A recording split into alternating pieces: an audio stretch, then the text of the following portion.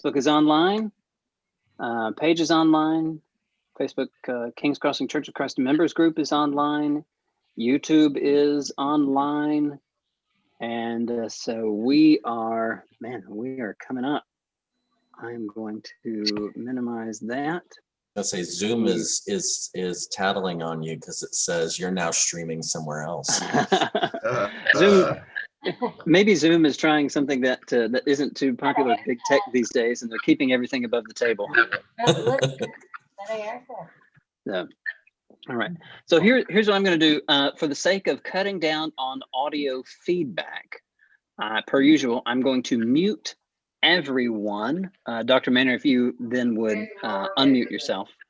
So that way we don't get the audio feedback of people's speakers feeding into their microphone and so on. So I have muted everyone. Dr. Manor, if you would unmute yourself. What we're going to be doing in I'm going to introduce Dr. Manor in just a moment, but I wanted to make sure that all of this is up and running. Mark, from my end, it looks good. If you wouldn't mind, as much as you're able, running a little bit of tech, not necessarily even support, just like checking to make sure if it's on Facebook or YouTube, and if there's any issues with audio and stuff like that, I'll see what I can do. We've got. Be happy to. What'd you say? I'll keep an eye on everything. Yep. Thank you, sir. All right. Kolb's, nice to see you. I guess meet you in for real. It's very nice to see you guys. Glad y'all able to join us.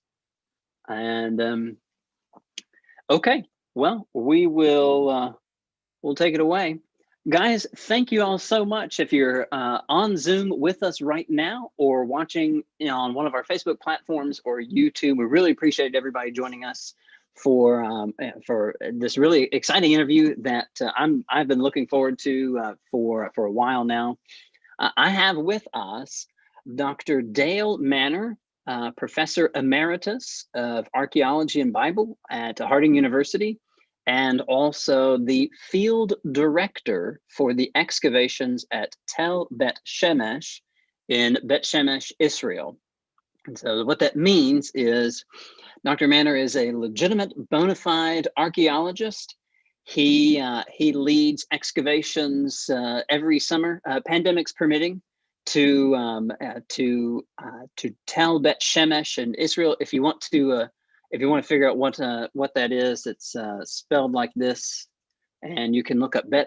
It looks like it's Beth Shemesh. You can look that up. It's mentioned a few times in the Old Testament. Most notably when the ark wanders back from Philistine territory, back into Israelite territory, it stops at Tel Bet Shemesh for a while. So that is probably where the ark is, not buried in a government warehouse.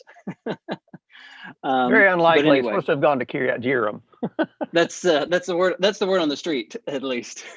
So anyway. Dr. Manor, thank you so much for joining us, sir. It is a real treat. When I told Mark that I was able to get this set up, he and I both were legitimately giddy. And it's a little uncomfortable to see 30-plus-year-old men giddy, but here we are. And we are just so excited that you're able to join us. This whole conversation got started because last week I talked a little bit about what historians do when they read the Bible. And I worked specifically from the Gospels and Acts because that is where my training is in. I did my dissertation on how historians operate, like what tools do they use, what methods do they use. And one of our folks, if you can find the screen that looks like outer space, that's the Pinion family. Ron asked this question about archaeology and like, what can archaeology tell us? How do archaeologists operate in a similar or dissimilar vein from historians? And I gave a fairly, a decent answer, shooting from the hip, but I thought, how neat would it be to actually have a real archaeologist come and talk with us about some of these things? And so you are, without a doubt, my favorite archaeologist.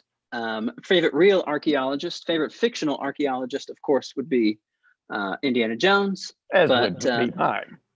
how many fictional archaeologists are there? That's it, as far as I'm concerned. Pretty slim pickings. So Dr. Manor, before we actually get into that conversation about what is archaeology, what can it tell us, would you mind, just briefly, you kind of introducing yourself and then telling us about what got you interested in archaeology? My introduction to archaeology, entrance, I should say, it was a very long, convoluted, slow development. Often, and there is some legitimacy to this, it began basically when I was 6 years old, and we had a cat die, and I buried it in the backyard and dug it up a year later to sort of see what had happened. I was hoping you were going to tell this story. But I've always had that kind of curiosity. Of course, a lot of children do. I don't know how many people have told me, well, when I was 8 years old, I wanted to be an archaeologist, and I grew out of it. And then it sort of makes me wonder, what happened to me? But anyway, in many ways, I was sort of a late comer, but I always had this interest in that kind of thing. When I grew up till age 10 in East Tennessee, and mom and dad would travel around. Dad was a preacher, and we would often see these Civil War national parks, and we would go to them, and I always was enamored by that. Shiloh, National Park. Sorry about that. Shiloh National Park. That's the American pronunciation versus the Hebrew pronunciation. Right. And so eventually then we moved out west to California, and of course it has its own set of historical issues. And when I was in junior high school, mother and dad gave me a book called Richard Halliburton's Complete Book of Marvels. Some of you, particularly those of you who are older, might be familiar with this. Richard Halliburton, I think, is of the famous Halliburton family. I'm not totally sure about that, but rich kid, and traveled around the world and visited a lot of these sites and wrote about them. And they were published back home. And that's sort of how he funded his trip. And I just devoured the book.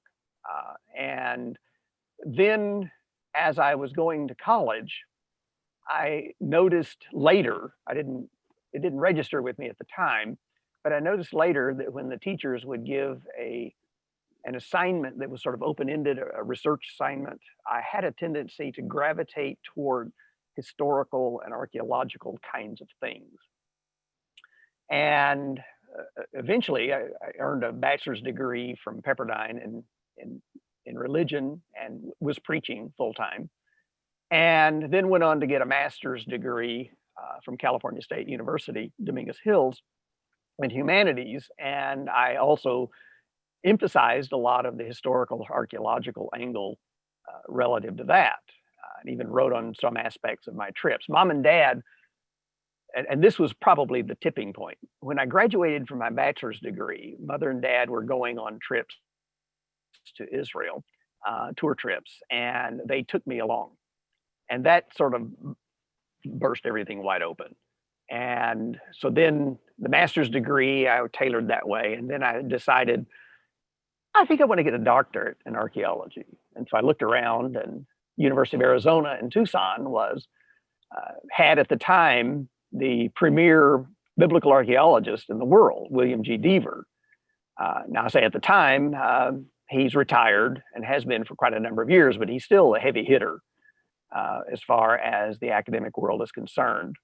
And of course, one of the things that was required in the doctoral program was to go on an excavation. And so he directed me toward an excavation at the Philistine side of Ekron. And I went there and became part of the staff at that. And then eventually I connected with Tel Bet Shemesh. Now, I've excavated a number of other places, but those are the two main ones that have been the mainstays of my experience. Bet Shemesh I've been with since 2000 as the field director, and it's been a very, very rewarding experience. I'm glad you told the story about the cat. That one stood out to me 15 years ago when I heard it, and I'm glad you brought it up. So, like, that's actually a By the way, I did not kill the cat to bury it. Okay, it died on its own, so don't think ill of me here. You weren't that interested in ancient rituals to No. to do anything like that. Um, you unearthed this cat in order to figure out what had happened to it.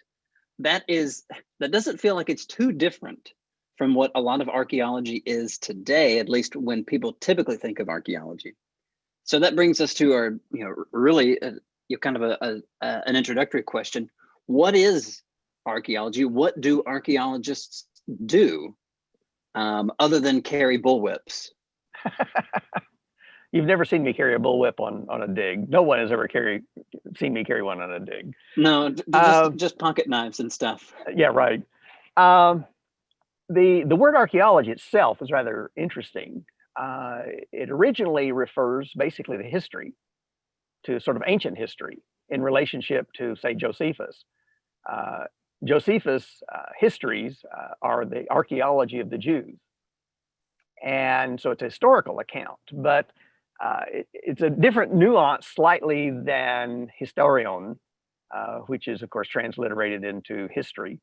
Right. Eventually, of course, the term morphs into a specialized discipline of one of the four subcategories of anthropology. Anthropology is divided into cultural anthropology, linguistics, physical anthropology, and archaeology. Now, all of those, to one degree or another, interact with each other. Linguistics less so, because that's more of an active kind of thing. But archaeology is an attempt to find out how people in the ancient world lived, and we have to reconstruct that on the basis of what they've left behind. And of course, that complicates matters because some of those things are left behind are deliberate, monumental architecture and so forth. Yeah. Some of those things that are left behind are trash heaps. And most people don't think when they throw stuff away that it's going to be studied by some weirdo later. And archaeologists love trash. We love destruction because it actually is a portrayal more of how people really live than we have a tendency to project at the time. Now, complicating the matter significantly is the fact that over time, most of those friable artifacts, bones and flesh and paper and manuscripts and all that kind of thing tend to rot and go away. Our wooden houses are going to be gone. And so we inevitably deal with a significantly skewed database from which to work. And so we have to, ideally what we want to do is to try to take these artifacts that we find and reconstruct them in a hypothesis kind of way, a working hypothesis, using cultural anthropology, ethnoarchaeology, literary texts from the ancient world that give us insight into how people behave, and try to reconstruct this. There's a serious challenge. You'll often hear people refer to archaeology as a science. I would challenge that. It does use a lot of scientific kind of procedures, but it's really more of a humanity because we're dealing with the variability and the variableness of human character and human life and how people think. People can do the same thing, but have very different reasons for doing it. Mm-hmm. And so I would argue when we look at archaeology, we need to be careful about how we're interpreting what's going on and recognize that there is some fluidity involved here. Now, we can come up with a frame of reference that is probable, that is workable, that is a reasonable hypothesis. But rare would be the situation that says this is proven beyond any shadow of a doubt. I think most of us are familiar enough with science and other situations that we realize that there's often more than one way to look at something. Yeah. So kind of working with that idea, let's say then that you're out on the excavation site. You are, it's early morning. You've had your 4 a.m. breakfast. You're up at the site by 6:30, and you're there digging through something, and you find something like a painted piece of pottery.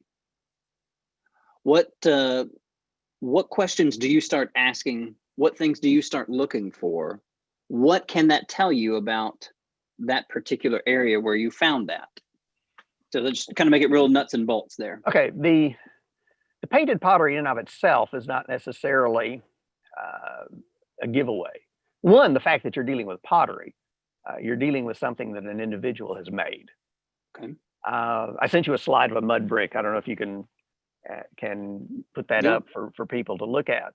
But one of the things about this mud brick, it's from the site of Bet Shemesh where I excavate, and this is from a palace that we excavated, dates from the time of the 13th century BC or 14th century BC.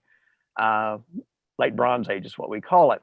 And if you look at it, you'll see that's my hand that's in the picture. I don't know where the picture is, but okay, is it coming up? There, that's my hand in the picture. But you'll notice there are 3 grooves that are there. And those 3 grooves were made by the mason back around 1350 BC. And it's exhilarating.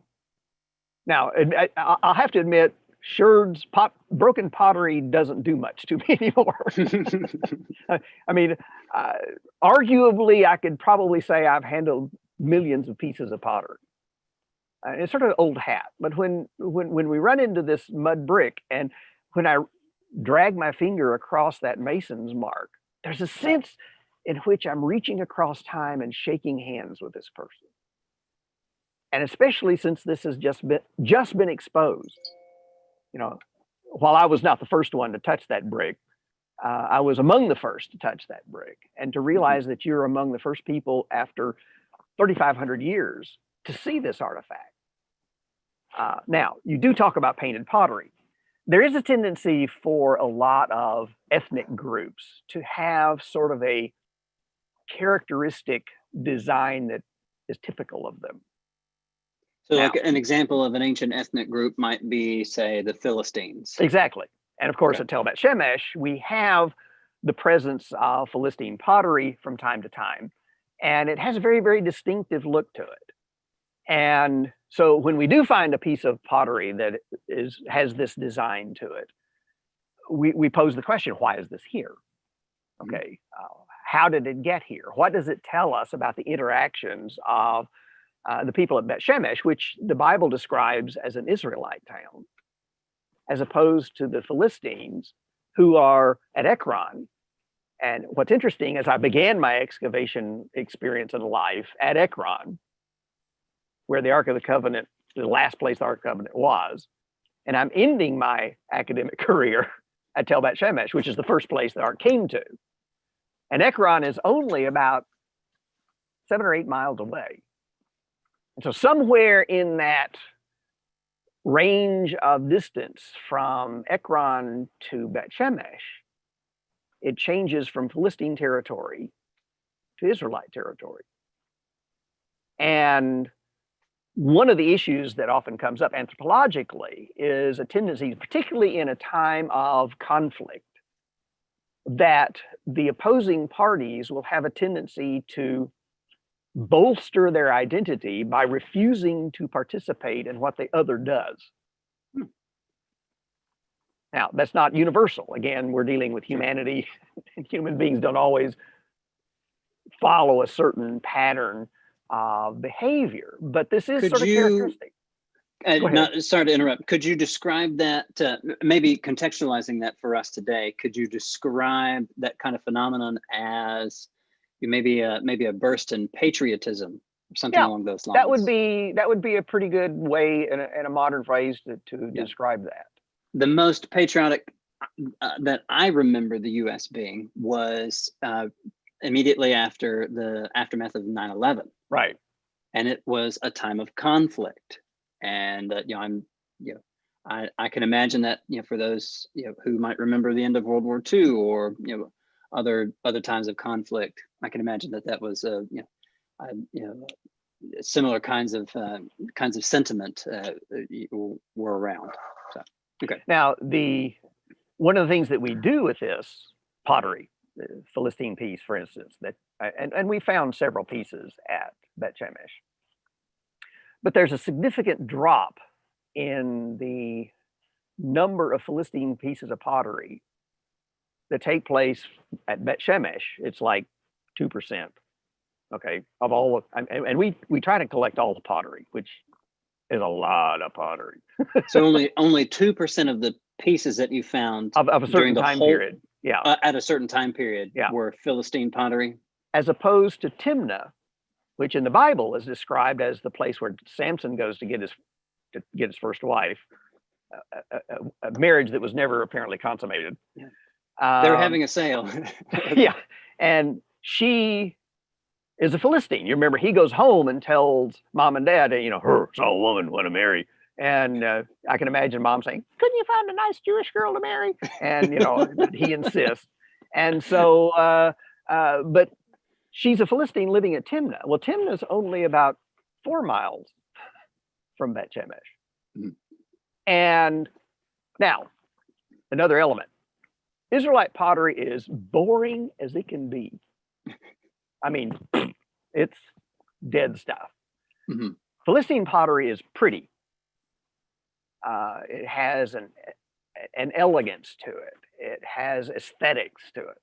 And I can easily imagine somebody traveling to Timnah or even Ekron, perhaps before all of the animosity begins to develop, and seeing this and buying an example of this to bring home and give to the wife or the husband or whatever, wedding anniversary or whatever.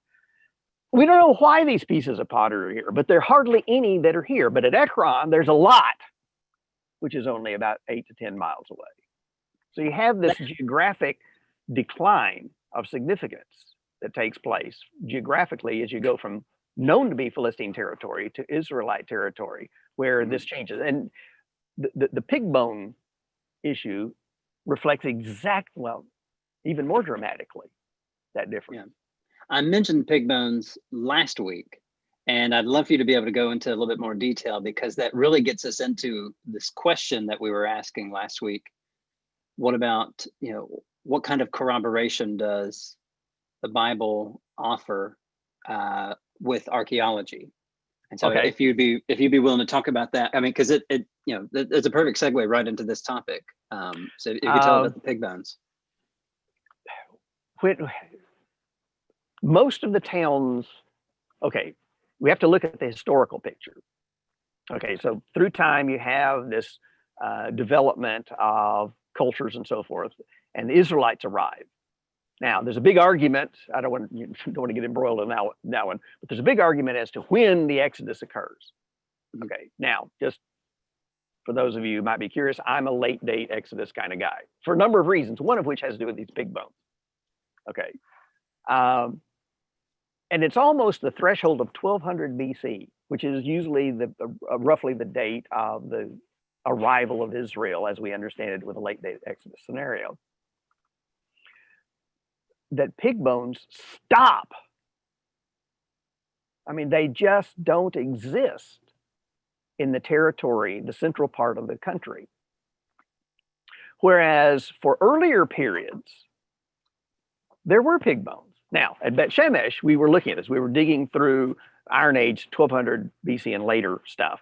And no pig bone, no pig bone, no pig bone, no pig bone, no pig bone, no pig bone. And so we get to about 1200 BC.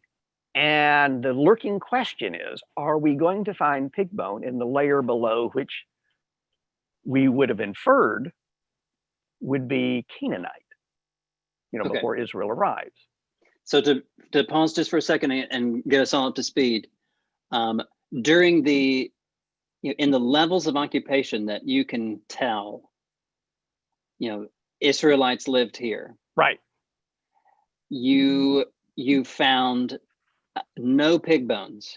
The physical anthropologist said, and we're looking at like 28,000 pieces of bone. Yeah. Okay. I mean, massive amount. Right.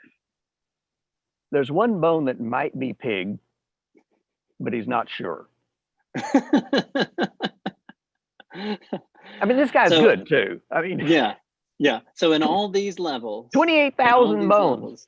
28,000 bones, all these levels where, based on, other reasons, as well as the absence of or yeah, based on other reasons, as well as the absence of pig bones, y'all are able to determine that this is Israelite occupation. Here, and then 100 or 200 years before that, they were still no pig bones. 100 years before that, still no pig bones. And then you finally get to right around the time when it seems likely the Israelites, the group known as the Israelites, were moving into town. And so now the question is, what are we going to find? Right. So take it away. And for those periods before Israel arrives, and we were just, you talked about being giddy. We were, all right, now's our chance to see how this is going to unfold. Pig bones appear In the areas. in the time period before Israel arrives. Yeah. But once Israel arrives, they are no more. Now, the lurking question then, and this is where these interpretive strategies come into play. Why? Well, as a believer, I'm inclined to think that one of the driving factors here was that children of Israel were forbidden to eat pig. And so that the ideology was such that they did not eat pig. Now, my colleagues, the two Israelis with whom I work, and I want to give an aside here. One of those, I didn't think I was going to do this. One of those guys died day before yesterday. And I want to give honor to Shlomo Bunamovitz, a great guy, a good friend, and a lost colleague. And my heart breaks for him and the family. I apologize, I didn't mean to break down, but I did want to give honor and recognition to Shlomo. Thank you, Kevin. But anyway, he and Zvi, who are the co-directors, they're not believers at all. Okay. And they argue that the reason there are no pig bones is because of exactly that encultured, we don't want to be like them. They have pig, we don't eat pig because they have pig. But to me, this is preposterous. Now, on a certain level, sometimes this works. But when you have a people living in an area where it's sort of what we would call paycheck to paycheck living, they're suddenly going to cut off. Of course, Tzvi and Shlomo don't believe the Israelites came in from Egypt either. Okay, they believe they're Canaanites who decided to be Israelites. I've never quite understood that. But you mean to tell me these people that are barely sort of eking out an existence suddenly cut off from their subsistence strategy, a major source of food, just because the Philistines eat them? Again, you have a database and two different ways to look at it. And this is one of the problems that many times we encounter in the archaeological record, as well as historiography. Right. Right. It would seem, at least then, that what you have found by sifting through 28,000 bones, and maybe one of them is a pig bone, with all of that and other markers that indicate, that you're dealing with Israelite occupation at a place like Bet Shemesh, it would, at the very least, I think it's reasonable to say that appears to corroborate, the biblical depiction of Bet Shemesh as, during the times that the biblical record is concerned, as an Israelite town. So what other things like that can archaeology show to help us, either shed light on the Bible, or I don't want to use the word prove, even though I know a lot of folks would maybe want me to use that. But this seems like an instance where, the Bible and your archaeological findings have kind of worked hand in hand to present, a coherent picture, not a contradictory Coherence is a good way to phrase it. Yeah. How does that process generally work, where you find something in the ground and you say, well, this really looks like what is mentioned over here in in Joshua or Judges or whatever the case is. Can you tell us a little bit about how that process works? Well, that's excavating in Israel brings a fairly unique set of challenges that would be different than excavating in Greece, for instance, or Mesopotamia, or somewhere else like that. Because Israel is so biblical. And one of the things that initially drove a lot of this investigation in Palestine, and I'm going to use that, I don't use that in a modern political term, but in the traditional cultural way it's referred to before it became modern Israel. When the tourists and people would go to Palestine, they're going there for religious reasons a lot of times. And then in the roughly 1800s, and toward the end of the 1800s, excavations begin to unfold. And a lot, and some would look at me and indict me for this, because I preached full-time for 25 years before coming to Harding to teach. I was 33 when I began going to the doctoral program. Okay, so I was sort of a late bloomer. I went back to the late bloomer kind of thing. But I went into that to a large extent because of my biblical interests. Okay. And the accusation was made that, well, you're only looking for stuff that deals with the Bible, and you're therefore interpreting everything within the framework of the Bible. What's interesting, it's Svi and Shlomo, who are, again, non-believers. I don't agree totally with how they deal with the Bible, but at least they recognize it's a literary source. And it describes stuff that is characteristic of this part of the world. And we would be remiss not to use it. If you were in Greece, you would use the Greek, Iliad and the Odyssey and so forth to interpret whatever it is you're finding. If you're in Mesopotamia and you have these texts, if you're in Egypt and you have these texts, you're not going to ignore the text just because it happens to fit, what's going on. To the contrary, you use it as at least a working hypothesis to understand what you're working with. Mm-hmm. And I don't want to be accused of using the Bible or using archaeology to prove the Bible per se, but I make no apologies whatsoever for using the Bible to help me understand what's going on in the archaeological world, and vice versa. My dissertation at Arizona was an archaeological commentary on Josiah's reforms. And what I did was I took the artifacts, I took the text, and interesting, Deaver wanted me to do this. I took the text, 2 Kings chapter 23, and that is the chapter that has the highest concentration of religious paraphernalia descriptions anywhere in the Bible. Like the objects that they would use in the temple, or, those kinds of things. Whether temple or pagan, I use that term. Okay. Anyway, accommodatingly here. Yeah. Whether Yahwistic or non-Yahwistic. Josiah's dealing with all of this kind of stuff. And Deaver wanted me to use anthropology of religion as sort of a matrix where the biblical text looks at the archaeological record through this matrix and vice versa. So that is there a viability to the interpretations that we set up? And, if you don't have this kind of description, who's to know what's going on?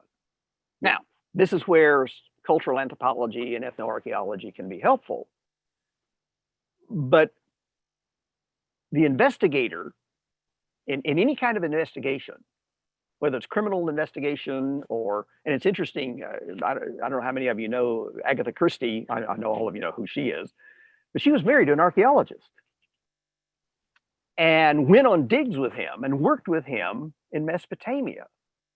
And she talks in terms of solving the crime by looking at all of the little pieces and fitting them together and using all of the avenues available in order to reconstruct the scenario. And that's what we need to do. And we can't exclude the Bible here. Now, problematic, as you're aware of, and probably many of the others in the audience are as well, the argument that is often made that, well, what is written in the Bible was written down, the Old Testament in particular, hundreds of years after the events took place. Therefore, we can't rely on them. I'm going to be really sarcastic here. So we, 2,500 years later, can do a better job in coming up with an accurate history 2,500 years removed. Give me a break. I mean, there's some inconsistency here. Now, on a certain level, I understand what the argument is. But the argument, one, I don't think is valid that it's always written hundreds of years after the event. Because even when you look in the pages of the Hebrew Bible, it will talk in terms of are not these written in the Chronicles of the Kings of Israel, the Kings of Judah, and so forth. Now, admittedly, we don't have those records available, but when the argument is made here, when the Hebrew Bible talks about this, they're talking to a group of people who would have had access to that to go check it out in the local library, if you will. Or to talk to people who were around. Now, we think in terms of one of the discussions, the earliest firm reference we have to David is from an inscription. There are two inscriptions roughly contemporary, but from an inscription that dates to about 840 BC. So this is outside the Bible. Outside the Bible. And The it talks the about first the house mention, of David. right? I think I mentioned this last week. So outside the Bible, the very first mention of David occurs in just these two inscriptions. Is that what you're saying? Yeah, the earliest reference Earliest. to David that we have. The second one's dicey, but the one from Dan is unequivocal. Talks about this king who is not identified fighting against the king of Israel, Melech Yisrael. And then it talks about someone of the house of David, David. And so this is the earliest firm reference that we have to David. And it dates to around 840 BC or so. Now, I've been reading the history of Max Mallowan, who's the husband of Agatha Christie. Okay. And Max Mallowan was born in 1890, I think it was. And I knew somebody, he's passed away now. I knew somebody who knew Mallowan. And here I am in 2020, 130 years later from the birth of Mallowan. And so most of us can have a contact with an event that took place 150 years ago with one mediary. And if you think in terms, particularly those of you who are older, and this is, not a judgment issue at all. I'm not even looking at the screen, okay? But particularly those of you who are older, if you remember talking to your grandparents and think in terms of when they were born and they're told you about their childhood and their grandparents and their parents, I mean, you're looking at a huge range of time. And most people are not inclined to distort significantly their history.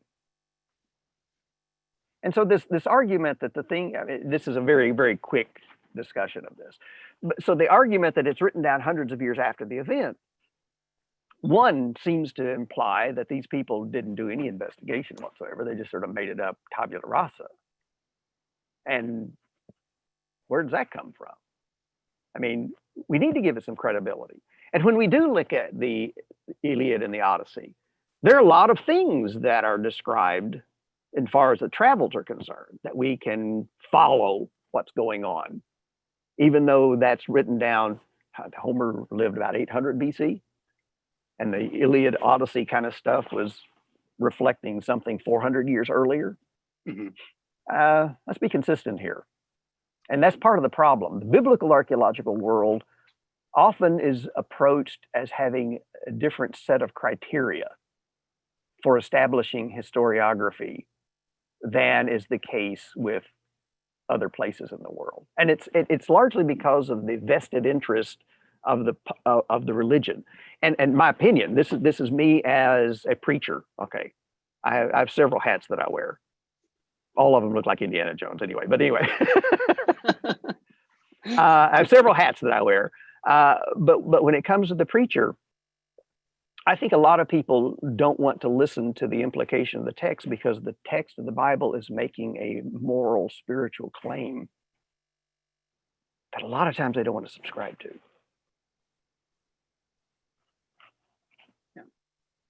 Yeah. And it's one of the things that that I wanted to show last week when I was talking about, how a historian would read the Gospels in the book of Acts, compared to, say, someone who's reading them devotionally, or, public reading of scripture in a worship service, was to show that, the very tools that general historians would use, so historians whose expertise is not the biblical text, the tools that they would use, we can use those same tools on the Gospels and Acts, and we can demonstrate, to the degree of certainty that a lot of historians are comfortable with, for something that Caesar did, or something that Augustus did or said, or things like that. We can establish quite a bit of historical credibility for the accounts of the Gospels and Acts. Speaking from a historian's perspective, it's difficult, very difficult, to say with certainty that these are the precise words that were said on this precise day at this precise time. And he was motioning with his left hand, gesturing to the crowd. Rare occasions we do actually get comments about how someone gestures, or other little things like that. Right. If we're going to basically not do what you said often happens to to biblical history, and have a different set of criteria for it, and have a lower set of criteria for other history. If we're going to play with a level field, then the New Testament, I mentioned that last week because that's my specialty. The New Testament stands very well with a lot of the historians that we took a peek at briefly last week. May I inject something here? Please, yeah. Sort of along this line. One of the things that a lot of people will say to me, and they mean well, I don't fault them at all, but they talk about how archaeology proves the Bible. Okay. I think I understand what they're getting at. But one of the things we have to remember is that it is a limited database. I already alluded to this, the things that rot away and so forth and so on. Well, there's a sense in which the Bible is a limited database, because each of them are designed, not the archaeological records, I wouldn't call it a design, but each of them functions differently. Okay. I've seen the bumper sticker, and I think everybody has, Jesus is the answer. Now, bear with me as I unfold this. When my son was beginning Harding, he was wanting to be a chemist. And, he and I, great friends, a lot of repartee and so forth, so on. And, he says, but Jesus is the answer. I said, try that on a chemistry exam. I said, depends on what the question is. You've got to recognize what's the question. What's the chemical composition of water? Jesus. What are the causes of the start of World War II? Jesus. Jesus is not the answer to everything. The Bible does not answer all these questions. The Bible doesn't explain why the sky is blue. Now, the Bible does do what the Bible is designed to do. It's designed to reveal to us who God is, where all of this came from, who God is, his care and love for us, the sinfulness of humanity, the redemption that God has offered through the sacrifice of his son and the blood shed on the cross. and the responsibility that we have to respond to that. And all of that takes place within historical settings, which, by the way, Islam does not do, Buddha does not do, Hindu does not do, Confucianism does not do, none of those others. The only religions that are historically rooted are Christianity and Hebrew religion.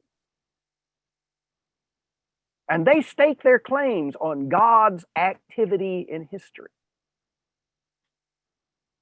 But we cannot come and ask just any old question. The secret things, Moses says in Deuteronomy, the secret things belong to God.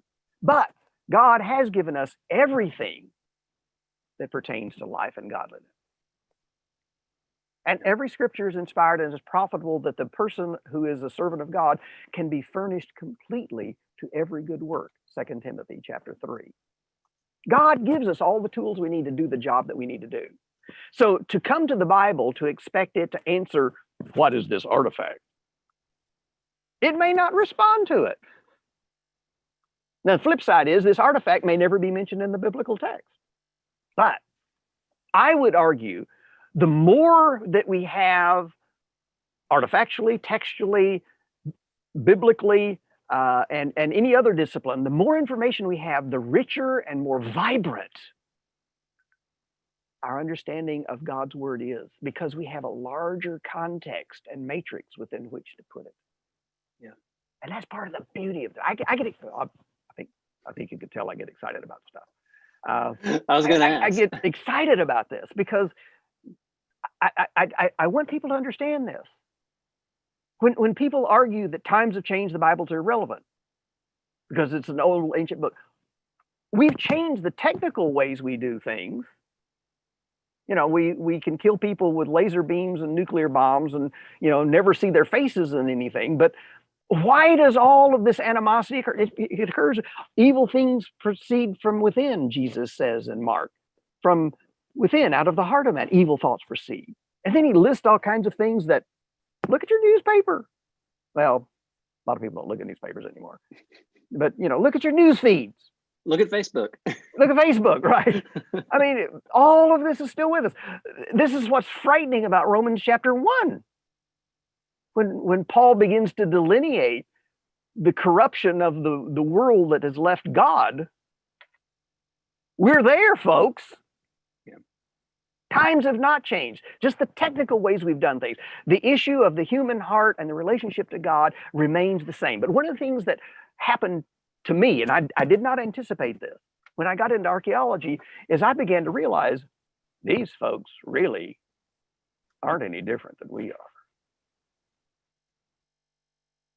They may have done things different. They may have plowed with a donkey rather than a, you know, John Deere tractor. But they still wanted to have a meal. They were still concerned about what goes on after life. They were concerned about family relations and how to interact with one another, family units, inheritance issues. And these often do show up in an archaeological record. Yeah. Yeah. I guess in some ways, digging around in the dirt halfway across the world has really humanized a lot of the figures of the Old Testament for you, because you can more clearly visualize just day-to-day struggles.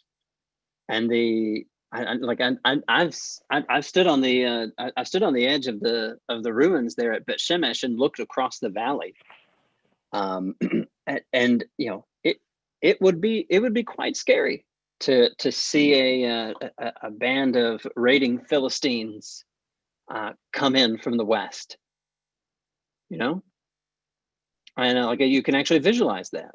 And you said 8 miles. I mean, for folks who are used to walking everywhere, you know, 8 miles is not too tough of a jaunt. 4 miles to Timnah is not too tough of a jaunt from Bet Shemesh.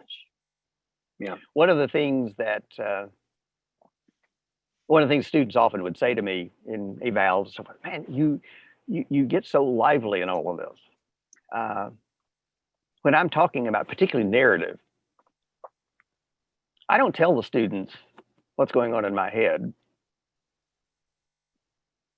I narrate it as I'm walking down that valley, as I'm standing on the shore of the Dead Sea or the Sea of Galilee, and as I look at the hills on which, we don't know which one where the Sermon on the Mount's delivered, I can go to the valley in my head and see David and Goliath face each other off.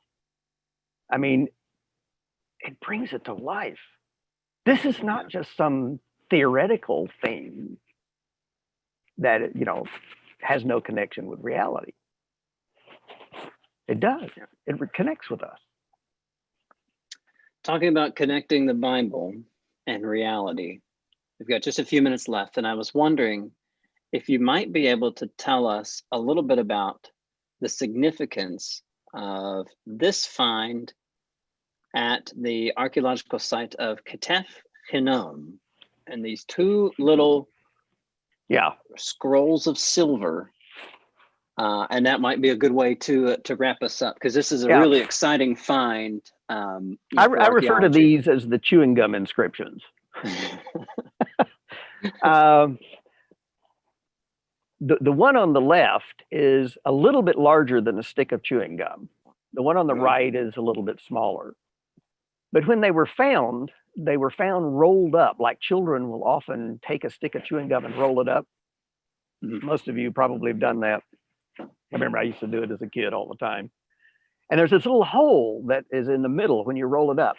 And this was rolled up in such a way that through that little hole, apparently they would pass either a string or a wire or a chain or something and wear it as an amulet, either a bracelet or a necklace or something.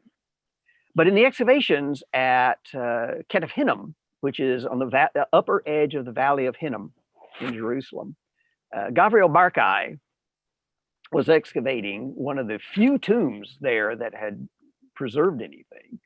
And the tombs are laid out to accommodate multiple people. There's a bench that is there. And you may remember in the Old Testament, and of course, this is Old Testament period that we're looking at. This is roughly 600 BC or so. So these scrolls come from around 600 BC? About the time of Josiah, yeah. Okay, and Jeremiah. Okay, Jeremiah's on the scene and so forth. And Jeremiah is going to talk about these tombs being emptied by the Babylonians, but this one apparently did not totally escape, managed rather to escape that total catastrophe. And so the tombs are designed, and the Hebrew Bible will talk about being gathered to one's fathers or sleeping with one's fathers. And this refers to the family burial plot where Abraham, for instance, buys the cave of Machpelah.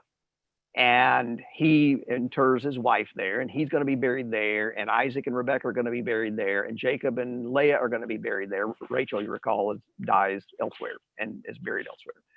Now, how many other people are buried in that tomb, we don't know. But these tombs are designed to accommodate multiple people. And a rich person's tomb would have, and during the time of Josiah, these benches, and the person would pass away, and they would bring the individual in and lay the individual out on the bench and leave the individual there, perhaps with some grave goods, usually vessels, pots, lamps, jewelry. This would be considered jewelry, and perhaps with some spices to sort of mask the odor. You remember in the New Testament when Jesus comes to the death of Lazarus, the sisters remark, by now he smelled.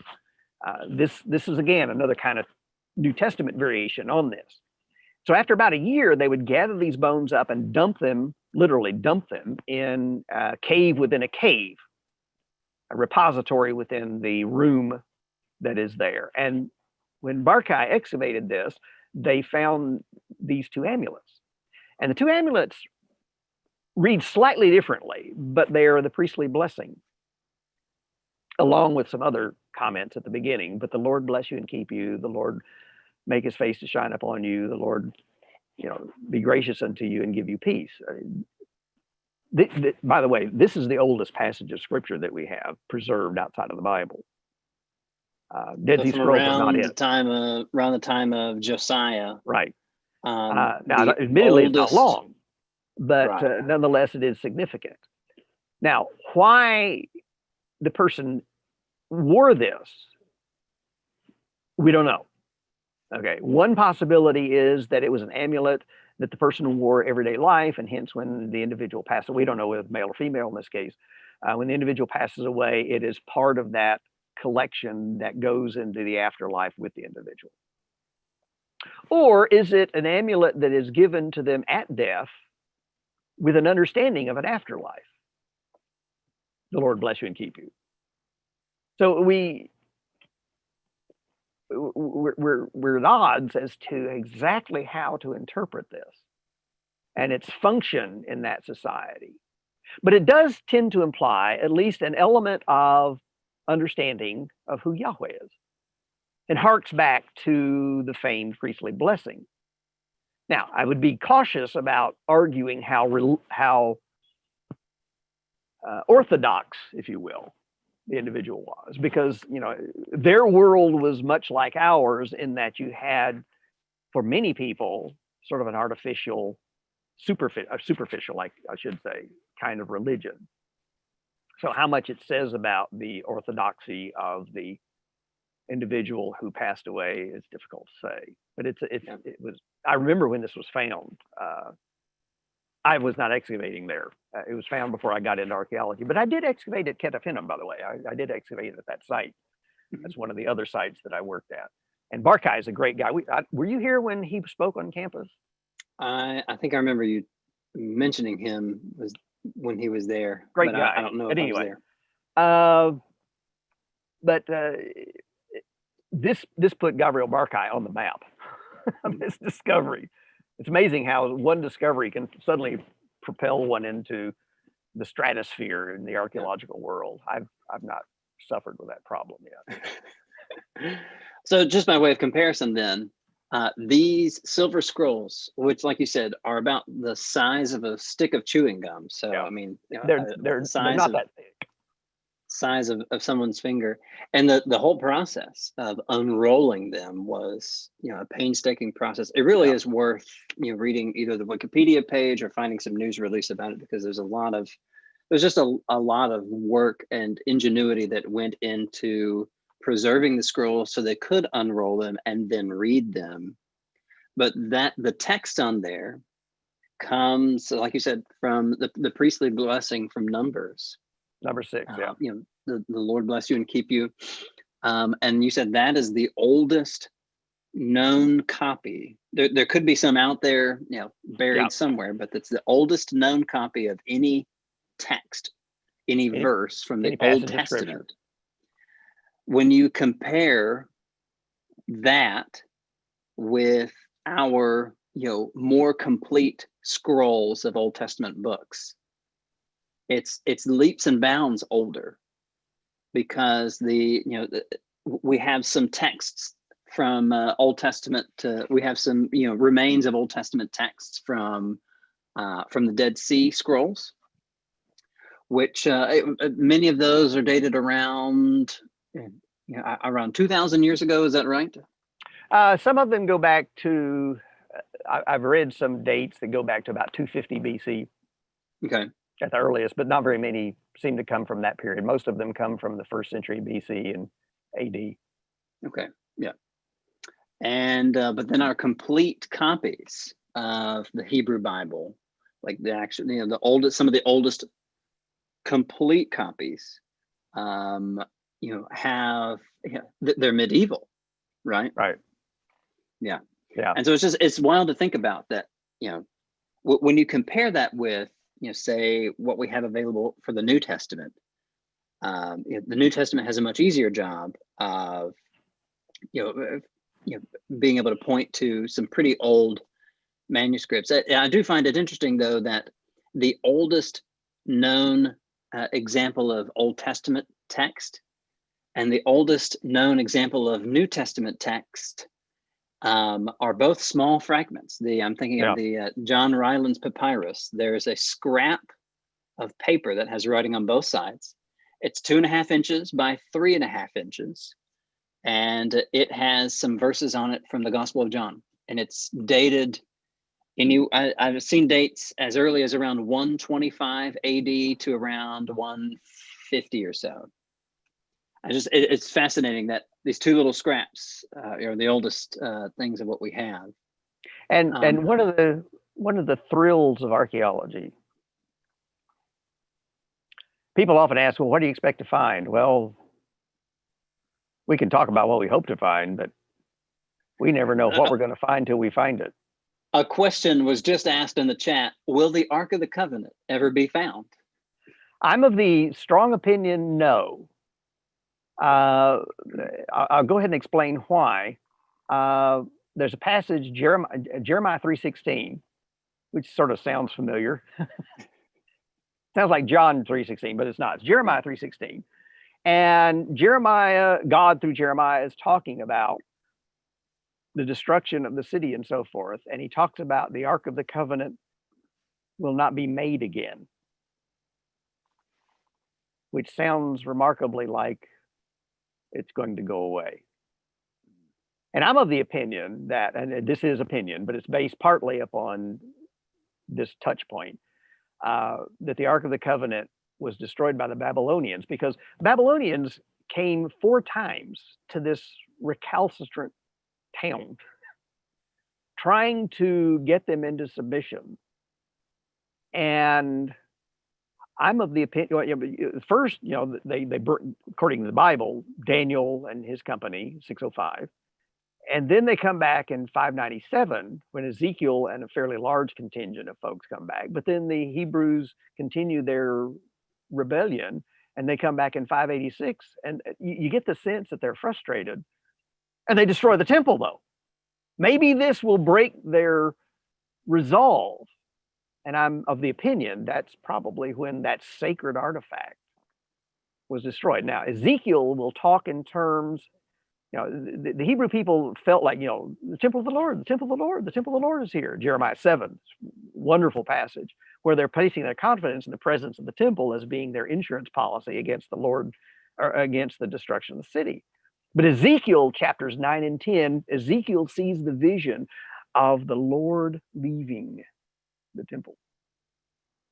The temple is abandoned, as would be the Ark of the Covenant itself. I can imagine that just, in addition to the temple being destroyed, that it would be such a shameful thing to actually express in writing that the Ark of the Covenant itself was destroyed, that it might have been easier to leave that unsaid and just implied. Yeah, that's a good point. I hadn't thought when about the it quite temple like is that. when the temple is destroyed, the implication is so are also the things in the temple. Yeah. So, Dr. Manor, we're nearing the end of our time here. We got started just a few minutes after 4, and I wanted you to be able to mention a couple of things really quickly. One, Kenneth Mills has kindly mentioned in the chat that you have a great presentation on the Ark of the Covenant. Let me ask you quickly, where can people go to find that if they were interested? It's Search one of the those Arkansas, is PowerPoint that where they need to go? It's one of those PowerPoint presentations that I don't think has gotten out into YouTube or Facebook land or whatever yet. Well, next time, maybe next time Harding has an in-person lectureship, we can look for that, backed by popular demand. Possible. And then Mark Adams has asked a question in the chat: if a person who knows nothing about archaeology wanted to learn more, especially as it pertains to the Bible, is there a book or two that you would recommend that would be good entry-level resources? And I think this would be a good way for us to end, if that's okay. Okay. James Hoffmeier, Hoffmeier, James Hoffmeier, has a book entitled Archaeology and the Bible. It's really original. Okay. I promise that's not where I got this title from, but I definitely wasn't swinging for the fences with that either. But Archaeology and the Bible by James Hoffmeier is written for exactly the kind of thing that you're asking. Lots of pictures. Archaeology tends to need pictures, but lots of pictures. And Hoffmeier is a believer he and I don't agree on everything doctrinally. Okay, but he's not out to destroy the Bible at all. He upholds the Bible. He was a professor at Trinity International, whatever that is, Trinity something. Evangelical Divinity Evangelical, School. yeah. And used to teach at Wheaton. A great guy, an Egyptologist. That's what his degree is in. And so I would highly recommend that one in particular. I put a link to that in the chat Okay. down here. So yeah. That's the best. It's really hard to get something, in my opinion, that is well done responsibly, and that has a good image and is designed for the kind of audience that you're talking about. Mm-hmm. I have a book that I'm thinking about now. That it was the New Testament part of it was co-authored by the late John McCrae. Yeah, McCrae and Hirth. I think Hirth, Mm-hmm. Hoerth. That sounds right. And I'm looking for it on my shelf, and I can't find it right now. My eyes aren't good enough. It's on the top shelf up there. I can't see it, and I can't reach it real easily. Hush, Kevin. You're in luck. I found it. But here's another one that I know. John McCrae was actually a Church of Christ preacher for a long time. And He taught at Mark and I Harding for a while back in the day. Yeah. Mark and I know his son Rob. Yeah. So Bible Archaeology. It has a section on the Old Testament and a section on the New Testament. Alfred Hirth and John McCrae. That would be the recommended alternative. Mm-hmm. Yeah. Great. Well, Dr. Manor, thank you so much. My pleasure. Joining Thank you so much, and I appreciate the audience. Yeah. Hope something positive came out of this.